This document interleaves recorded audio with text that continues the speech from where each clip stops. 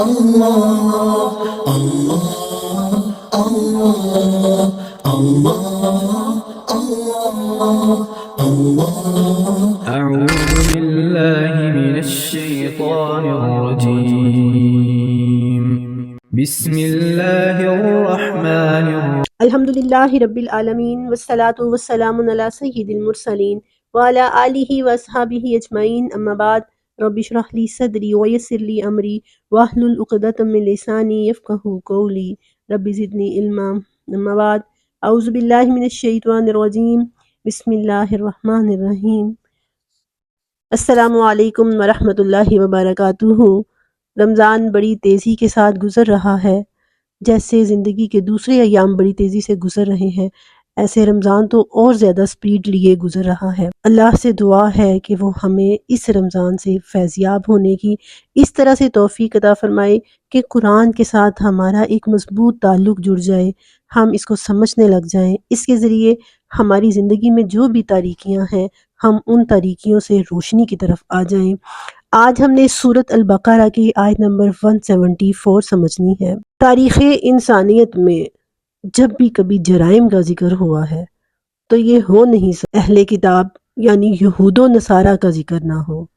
یہاں پر بھی ایک بڑے جرم کا ذکر ہو رہا ہے۔ مخاطب مسلمان ہیں، مکہ اور مدینہ میں رہنے والے ڈائریکٹ اور انڈائریکٹ سارے مسلمان، ساری دنیا مخاطب ہے، اور پھر اللہ تعالیٰ دوبارہ سے اہل کتاب کا ذکر کرتے ہوئے پھر ان کی طرف اشارہ کر رہے ہیں۔ جرم کیا ہے جس کی اتنی بڑی سزا ہے کہ اللہ تعالیٰ نے فرمایا کہ اللہ ان کی طرف دیکھے گا بھی نہیں، نہ انہیں پاک کرے گا، نہ آگ کے عذاب میں کوئی کمی کرے گا۔ کیا وہ گناہ صرف اہل کتاب نے کیا؟ کیا ہم مسلمان آج اس گناہ کے مرتکب نہیں ہو رہے؟ مجھے تو لگتا ہے کہ ان سے زیادہ یہ گناہ ہمارے اندر پایا جانے لگا ہے۔ اللہ تعالیٰ ہمیں معاف کرے اور ہمیں توفیق عطا فرمائے کہ ہم اپنی اصلاح کر سکیں۔ آئیے آیت کا ترجمہ دیکھتے ہیں اور پھر سمجھتے ہیں کہ وہ کون سا گناہ ہے جس کے مرتکب کو اللہ نے اتنی سخت وعید فرمائی ہے کہ میں ان کی طرف دیکھوں گا بھی نہیں۔ اعوذ باللہ من الشیطان الرجیم، بسم اللہ الرحمن الرحیم۔ قال اللہ تعالیٰ فی القرآن المجید ان الذین، بے شک وہ لوگ، یکتمون جو چھپاتے ہیں، ما انزل اللہ جو اللہ نے نازل کیا ہے، من الکتابی کتاب میں، ویشترون اور وہ بیچتے ہیں، بھی ان چیزوں کو، ثمنً قلیلا تھوڑی قیمت کے بدلے میں، اولئک یہی وہ لوگ ہیں، ما یاکلون نہیں وہ بھر رہے، فی بطونہم اپنے پیٹوں میں، الا النار مگر آگ ہی آگ، ولا یکلمہم اللہ اور نہ ہی اللہ ان سے ہم کلام ہوگا، یوم القیامت قیامت کے دن، ولا یزکیہم نہ وہ ان کو پاک کرے گا، ولہم عذاب علیم اور ان کے لیے دردناک عذاب ہے۔ اب پیچھے جتنے جرائم کا ذکر ہوا ہے نا، شرک کرنا، اللہ کے ساتھ اس کی خدائی میں شریک ٹھہرانا، اور پھر یہ کہنا کہ ہم اپنے آباء و اجداد کے دین کی پیروی کریں گے اور حلال کی ہوئی چیزوں کو حرام قرار دے دیں گے، اور پھر یہ فرمایا کہ اللہ نے بتائی یہ چیزیں تمہارے اوپر، ہم نے تو صرف یہ چیزیں حرام کی ہیں، تم اپنے اوپر کیوں اتنی چیزیں، اور پھر یہ کہ ساری زندگی اللہ کے ساتھ شریک بناتے رہے اور پھر وہ شریک ان سے بیزار ہوں گے۔ تو ان سارے جرائم کی وجہ کیا ہے؟ وہ وجہ اللہ نے اس آیت مبارکہ میں سمجھائی ہے۔ وہ وجہ یہ ہے کہ اللہ کے دین کو لوگوں تک صحیح طریقے سے نہ پہنچانا، لوگوں کے ڈر کی وجہ سے، لوگوں کے اندر علماء کو یا دین پہنچانے والوں کو جو مقام حاصل ہو جاتا ہے، جو عزت مل جاتی ہے، جو مقام اور مرتبہ ملتا ہے، جو پاور اور اتھارٹی ان کے پاس آتی ہے، کہیں اس کے اندر کمی نہ آ جائے، اس ڈر کی وجہ سے انہوں نے لوگوں تک اللہ کا دین پہنچایا ہی نہیں۔ یہ وہ وجہ ہے، یہ وہ گناہ تھا جس کی وجہ سے ہوتے ہوتے سوسائٹی نے اپنی شکل ہی بدل دی، اسلام کے رنگ تبدیل ہونے شروع ہو گئے، کبھی یہودیت کی صورت میں، کبھی عیسائیت کی صورت میں، کبھی ہندوازم کی صورت میں، اور کبھی سکھ ازم کی صورت میں، اور کبھی بدھسٹ کی صورت میں، اتنے رنگ اختیار کر لیے، اور اب اسلام کے اندر بھی یہ برائی آنی شروع ہو گئی ہے۔ مسلمانوں کو اب وارن کیا جا رہا ہے کہ یہ وہ برائی ہے جس کی وجہ سے مذاہب تبدیل ہو گئے تھے، تو تم بھی اس گناہ کے مرتکب نہ ہو جانا۔ اللہ کو یہ کتنا زیادہ ناپسند ہے۔ آئیے الفاظ پر ذرا غور کرتے ہیں، آیت کو سمجھتے ہیں اور پھر دیکھتے ہیں کہ اور کون کون سے یہ گناہ ہیں جو کرنے والے کی طرف اللہ تعالیٰ دیکھے گا بھی نہیں، اس سے ہم کلام نہیں ہوگا اور نہ ہی ان کو پاک کرے گا۔ آیت کے الفاظ میں اللہ تعالیٰ نے سب سے پہلے یہ فرمایا ہے کہ ان الذین، بے شک وہ لوگ،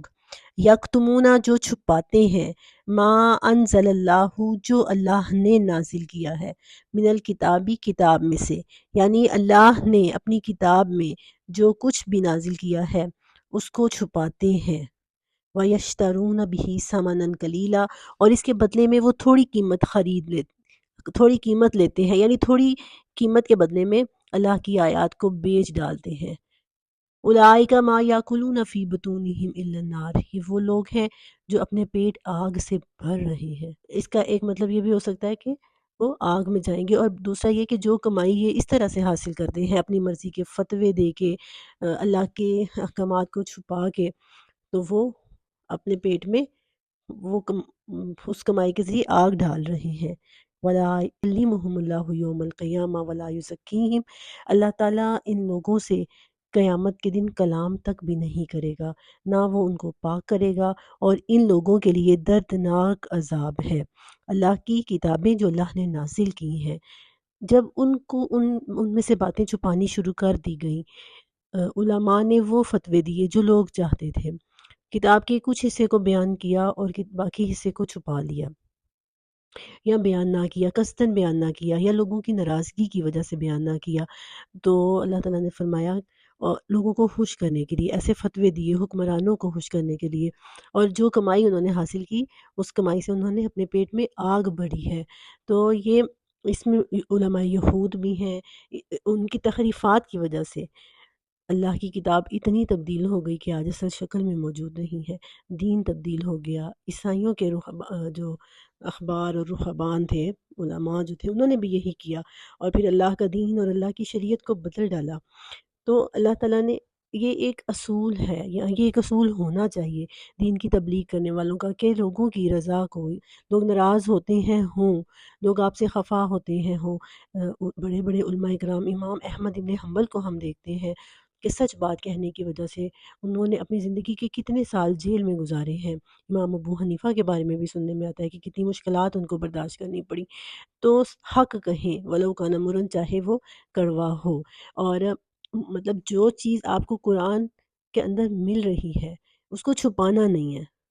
لوگوں کی ناراضگی کی وجہ سے، لوگوں کے ڈر کی وجہ سے وہ بات کہنا نہیں چھوڑنی۔ مثال کے طور پہ آپ توحید کی بات اس وجہ سے نہ کریں کہ لوگ کہیں آپ کو خوابی نہ کہنا شروع ہو جائیں، لوگ یہ نہ کہنا شروع ہو جائیں کہ یہ بندہ تو درباروں کے خلاف بولتا ہے، یہ تو ہمارے پیروں بابوں کے خلاف بولتا ہے، اسی لیے اس کی بات نہیں سننی۔ آپ کی بات دلوں میں ڈالنے کی ذمہ داری آپ کی ہے ہی نہیں، یہ اللہ کی ذمہ داری ہے۔ آپ پر فرض کیا عائد ہوتا ہے کہ اللہ کی کتاب میں سے کچھ بھی چھپانا نہیں ہے۔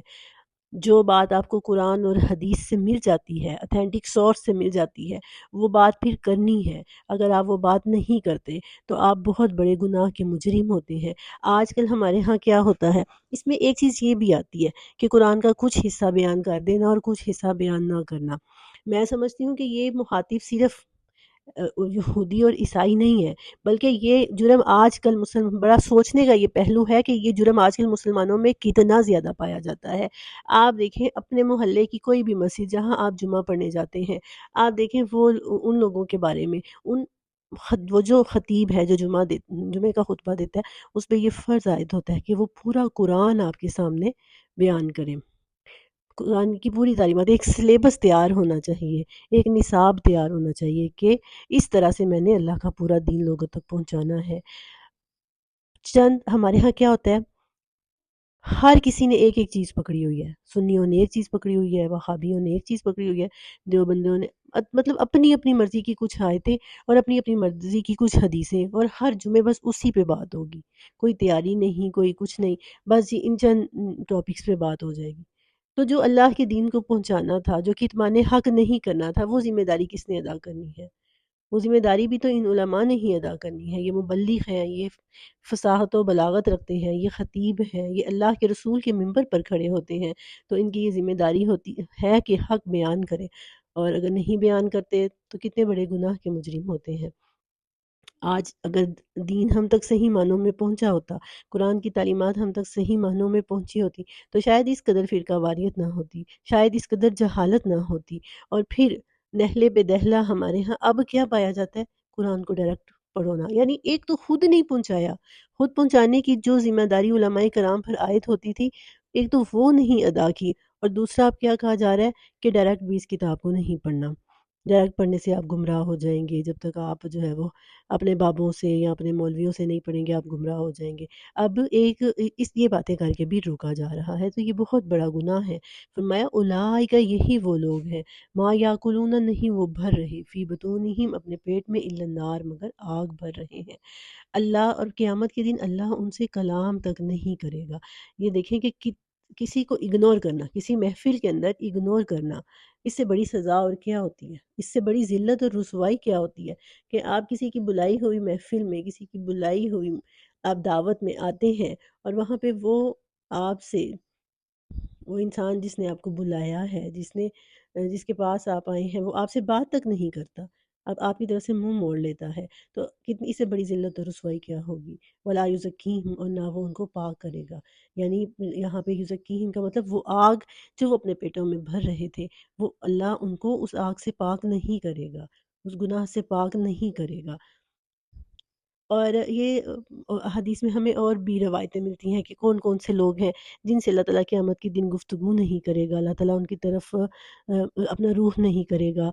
اس میں بوڑھا زانی آتا ہے، پھر جھوٹ بولنے والا بادشاہ آتا ہے، اور اس طرح کئی جرائم کرنے والے لوگ جو ہیں نا وہ ہمیں ملتے ہیں، کہ ریاکاری کرنے والا، مطلب کام تو دین کا کیا لیکن لوگوں کو راضی کرنے کی نیت سے کیا، تو ایسا انسان بھی قیامت کے دن اللہ تعالیٰ اس کی طرف دیکھے گا بھی نہیں۔ تو اور سب سے بڑھ کے یہ کہ جس نے اللہ کے دین کو چھپایا، یہ ایسے ہی ہے نا کہ ایک روشن چراغ ہے جس کی روشنی سے سب کو فیض یاب ہونا تھا، جس چراغ سے سب نے روشنی لینی تھی، اس چراغ کے اوپر کوئی کپڑا ڈال دے، اب کپڑا ڈالنے والا کتنا بڑا مجرم ہوگا؟ جو لوگ اللہ کے دین کو لوگوں تک صحیح طرح نہیں پہنچاتے، پھر کیا ہوتا ہے؟ آہستہ آہستہ لوگ بھولنا شروع ہو جاتے ہیں، پھر لوگ اپنی مرضی کا دین ایجاد کر لیتے ہیں۔ پھر جب انہوں نے یہ دیکھا کہ لوگ اپنی مرضی کا دین ایجاد کر رہے ہیں، تو اس ڈر سے لوگوں کو فتویٰ نہیں دیا، اس ڈر سے لوگوں کو ہم سمجھایا نہیں کہ کہیں یہ ہم سے ناراض نہ ہو جائیں، اب ہم نے ان کو روکا تو یہ ہم سے ناراض ہوں گے۔ پتہ ہے، خود اپنے پاس نالج ہے، اپنے پاس علم ہے، لیکن اللہ کا دین سامنے تبدیل ہو رہا ہے، لیکن اس کے لیے کچھ نہیں کیا، تو یہ بہت بڑا گناہ ہے۔ یہی وہ جرم ہے جو علماء یہود نے کیا، پیچھے بھی اللہ تعالیٰ نے اس کا ذکر کیا ہے، اور آگے بھی ہمیں بارہا اس کا ذکر ملے گا۔ تو یہ ایک بڑا جرم ہے۔ پھر اللہ تعالیٰ نے فرمایا کہ اللہ تعالیٰ نہ ہی تو ان کو پاک کرے گا، اور وَلَهُمْ عَذَابٌ علیم، اور ان کے لیے دردناک عذاب ہے، ایسا عذاب جو ہمیشہ رہے گا، دردناک عذاب ہوگا۔ تو یہ اللہ تعالیٰ کے دین کو چھپانا، اللہ کی آیات کو چھپانا، کوئی حدیث آپ کے پاس ہے، کوئی آیت آپ کے پاس موجود ہے، آپ لوگوں کے ڈر کی وجہ سے نہیں بتاتے، کہیں لوگ میرے سے ناراض نہ ہو جائیں، مجھے کسی خاص فرقے سے منسوب نہ کر دیں، اور مجھے کسی ایک خاص مسلک کا نہ کہنا شروع ہو جائیں، یا کسی بھی وجہ سے کوئی اور ڈر، تو اس وجہ سے جب ہم چھپاتے ہیں، اصل میں دین چھپایا کیوں جاتا ہے؟ دین نالج چھپایا کیوں جاتا ہے؟ نالج ایک پاور ہے، ایک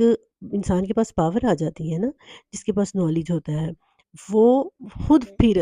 دین کو بیان کرنا شروع کر دیتا ہے، وہ خود وہ فتویٰ دینا شروع کر دیتا ہے، یا لوگوں کو بتانا شروع کر دیتا ہے، یا ہدایت کے راستے پہ چلنا شروع ہو جاتا ہے۔ تو پاور جو ہے نا وہ ایسی چیز ہے کہ کوئی بھی اس کو دینا نہیں چاہتا۔ نالج ایک پاور ہے، یہ پاور کوئی دینا نہیں چاہتا، اسی لیے یہ علماء چاہتے ہیں، علماء سو، یا جن کے پاس بھی علم ہے، وہ یہ چاہتے ہیں کہ یہ ہمارے پاس ہے تو یہ ہمارے پاس ہی رہے، لوگ ہمارے پاس ہی آتے رہے، ہماری دکانداری چمکتی رہے، ہماری دکانداری نہ رکے، اس وجہ سے پھر وہ لوگوں تک پہنچاتے نہیں ہیں، دوسروں کو وہ بتاتے نہیں ہیں۔ تو زندگی میں یہ اصول ہونا چاہیے، اگر آپ دین کے دائی ہیں یا اگر آپ کے دین کے دائی نہیں ہیں، صرف آپ ایک قرآن کے طالب علم ہیں، حدیث کے طالب علم ہیں، تو آپ کے پاس جو بھی صحیح معلومات ہیں اسے لوگوں تک ضرور پہنچائیے۔ قرآن کا علم جیسے جیسے لوگوں میں پھیلے گا، لوگوں کے اندر سے جہالت ختم ہوگی، لوگ ہدایت کی طرف آئیں گے، روشنی کی طرف آئیں گے، توحید کی طرف آئیں گے، عشق رسول کی طرف آئیں گے، اپنی اصلاح کرنے کی طرف آئیں گے، اپنی آخرت سنوارنے کی طرف آئیں گے، اور پھر چھوٹی چھوٹی گھریلو الجھنوں سے بھی نکلنا شروع ہو جائیں گے، جو جہالت کی وجہ سے خواہ مخواہ اپنے اوپر ہمیں سوار کر رکھی ہوتی ہیں۔ اللہ تعالیٰ سے دعا ہے کہ وہ ہمیں سمجھنے اور عمل کرنے کی توفیق عطا فرمائے، اور قرآن کو ہمارے لیے ہماری زندگی میں جہالت ختم کرنے والا بنا دے۔ آمین۔ وآخر دعوانا ان الحمد للہ رب العالمین۔